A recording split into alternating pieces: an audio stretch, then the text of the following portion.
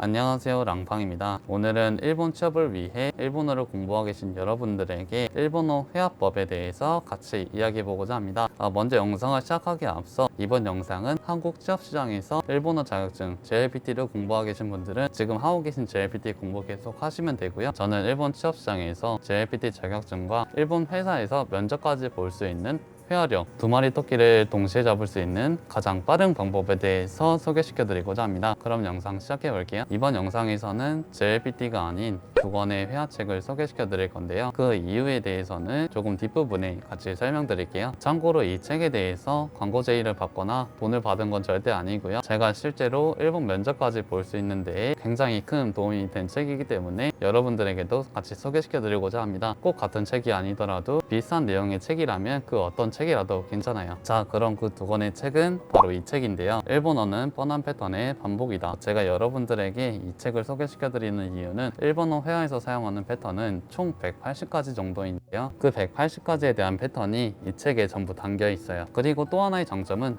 제가 아무 페이지나 열어서 한번 보여드리면은 제 성격까지 알 수 있는데요. 저는 책에 글씨가 많은 걸 굉장히 싫어하는 사람입니다. 자, 근데 이 책을 보시면 한 장에 꼴랑 6줄밖에 없지만 굉장히 알찬 내용으로 이 한 장에서 얘기하고자 하는 문법에 대해서는 완벽하게 이해할 수 있기 때문에 그 부분에 대해서는 전혀 걱정할 필요가 없고요. 그리고 오른쪽 아래 보시면은 그 용법을 사용하기 위한 규칙들 같은 게 자세하게 나와 있기 때문에 이 내용을 꼭 읽어주시고 6개의 공통적인 패턴에 대해서 반복 연습하시면 이 한 페이지에서 얘기하는 용법에 대해서 완벽하게 습득할 수 있습니다. 이렇게 총 이 책에는 한 권당 90가지의 패턴으로 총 2권으로 180가지의 패턴이 적혀 있는데요. 이 180가지의 패턴을 정확히 마스터하신다면은 일본 면접이나 일본 여행에 가서 사용하는 일상적인 회화 부분에서는 전혀 지장이 없기 때문에 충분히 연습할수록 도움이 많이 된다고 생각하시면 되세요. 그리고 또 하나의 장점은 동사의 형태의 변화에 대해서도 굉장히 디테일하게 다루고 있다는 부분인데요. JLPT 문제집을 공부하고 계신 분들은 가장 공통적으로 겪고 계신 어려움이 예를 들어서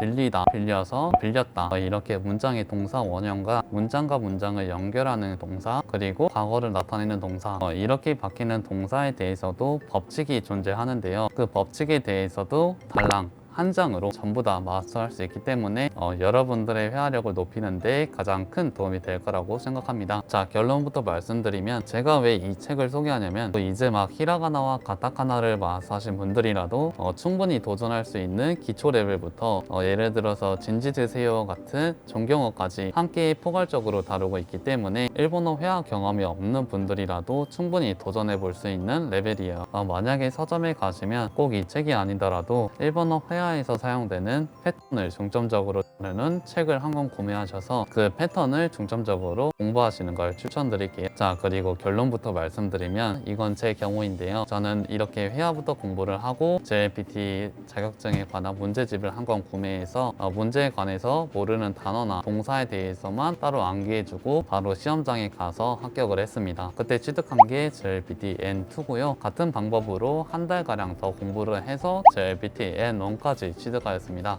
제가 회화를 먼저 공부한 상태에서 JLPT 문제를 보니까 모르는 단어나 동사를 제외하고는 웬만해서는 다 읽히더라고요. 그때 회화를 먼저 시작한 게 가장 크게 도움이 됐다고 생각을 해요. 그럼 여기서 한 가지 궁금점이 생길 텐데요. 자, 여기서 나온 회화 패턴을 이제 머릿속으로는 넣었다고 생각하는데 실전에서는 어떻게 사용할 수 있는가에 대해서인데요. 자, 그런 여러분들을 위해서 어플이 하나 존재합니다. 그런 실전적인 부분에서 연습할 수 있는 어플인 헬로톡이라는 어플을 여러분들에게 소개시켜 드릴 거예요. 이 어플은 무슨 어플이냐면 현지에서 살고 있는 다양한 연령대의 일본 친구들과 메시지를 주고받거나 전화를 통해서 같이 이야기해 볼 수 있는 어플이에요.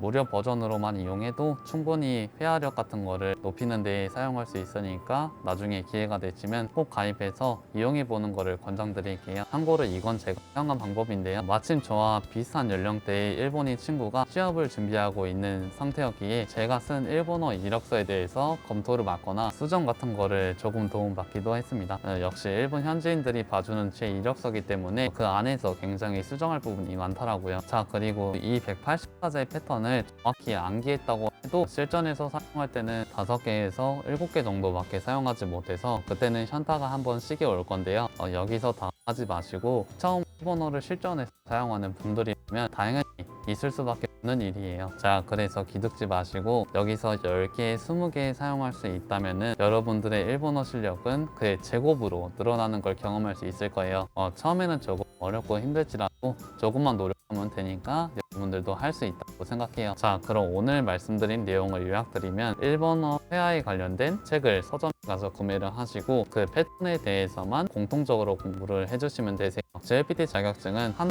가량 문제에서 모르는 단어나 동사 위주로 따로 메모장에 남겨주시고 암기해주시면 바로 JLPT N2 합격할 수 있습니다. 자, 이렇게 일본어 회화와 JLPT 자격증 취득까지의 과정에 대해서 알아봤고요. 자, 이 방법대로 하시면은 제가 그랬던 것처럼 여러분들도 일본 기업에 내조 받으실 수 있을 거라 믿습니다. 자, 그럼 저는 다음에 더 재밌는 영상으로 찾아뵐게요. 그럼 들어가세요.